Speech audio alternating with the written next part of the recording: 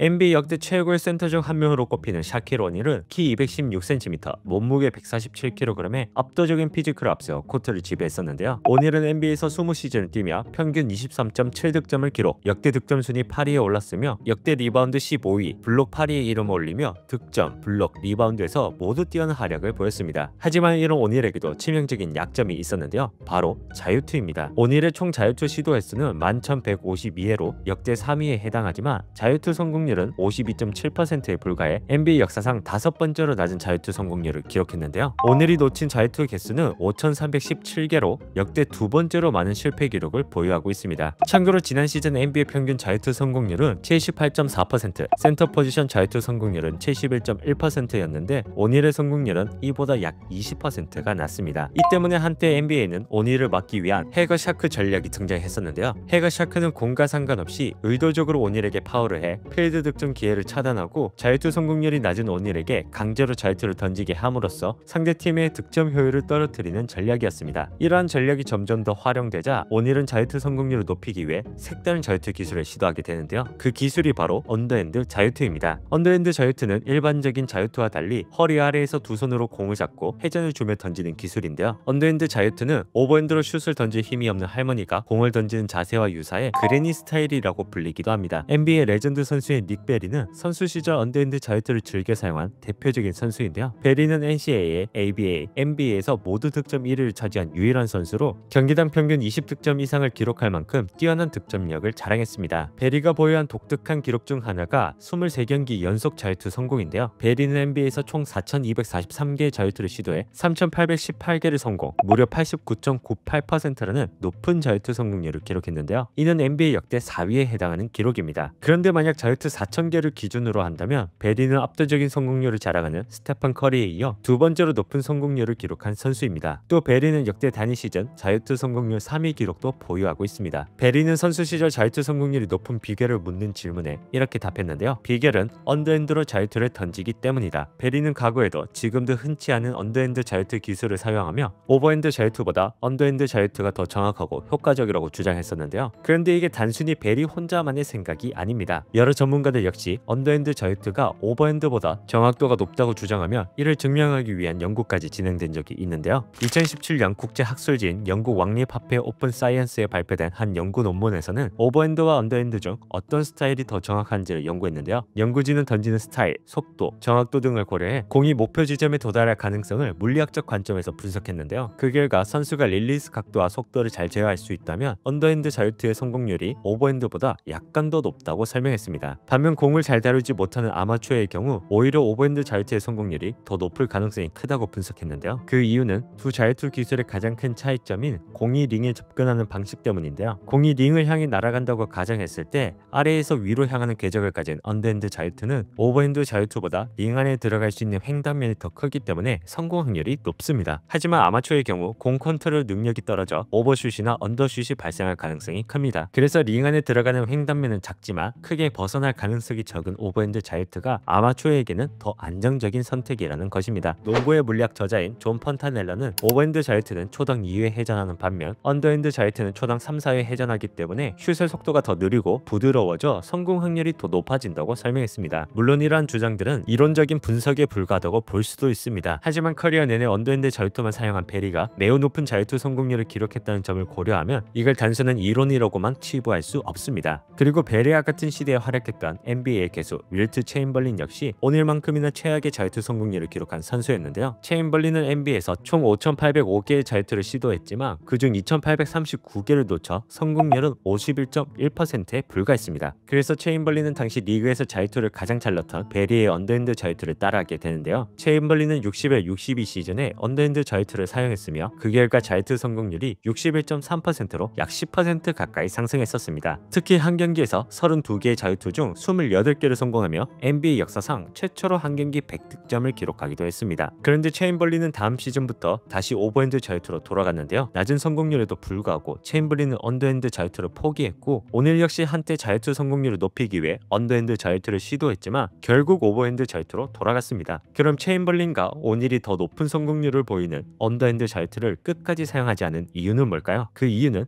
바로 폼이 나지 않기 때문입니다. 체인벌린은 자서전에서 언더핸드 자유투를 안 쓴 이유에 대해 어리석어 보였기 때문이라고 말했고, 베리는 선수 시절 동료들에게 언더핸드 자유투의 장점을 설명하며 사용을 권유했지만 대부분의 선수들은 겁쟁이처럼 보인다며 거부했다고 합니다. 그리고 농구 선수로 활동 중인 베리의 아들 캐니언 베리가 언더핸드 자유투를 던졌을 때 관중석에서 다 큰 놈이 뭐하는 짓이냐라는 조롱 섞인 반응이 나왔다고 합니다. 이처럼 언더핸드 자유투가 할머니 스타일로 불리기도 하는 이유는 이 기술이 마치 힘이 부족한 사람들이 쓰는 폼이 나지 않는 슛으로 인식되었기 때문인데요. NBA 역사상 최고의 자유투 슈터 중 한 명으로 꼽히는 베리는 이에 대해 이렇게 설명했습니다. 사람들이 자신에게 가장 효과적인 기술을 시도하는 것에 대해 왜 그렇게 혐오감을 느끼는지 도무지 이해할 수 없어요. 유명 저널리스트 말콤 글래드웰은 이렇게 설명하기도 했는데요. 물리학적으로 보면 언더핸드 자유투가 훨씬 더 정확한 기술입니다. 하지만 우리는 그 사실을 알고 있음에도 불구하고 사회적, 문화적 이유로 오버핸드로 자유투를 던집니다. 선수에게 겉으로 보이는 모습도 중요하지만 더 중요한 것은 골을 넣는 본질적인 행위와 객관적인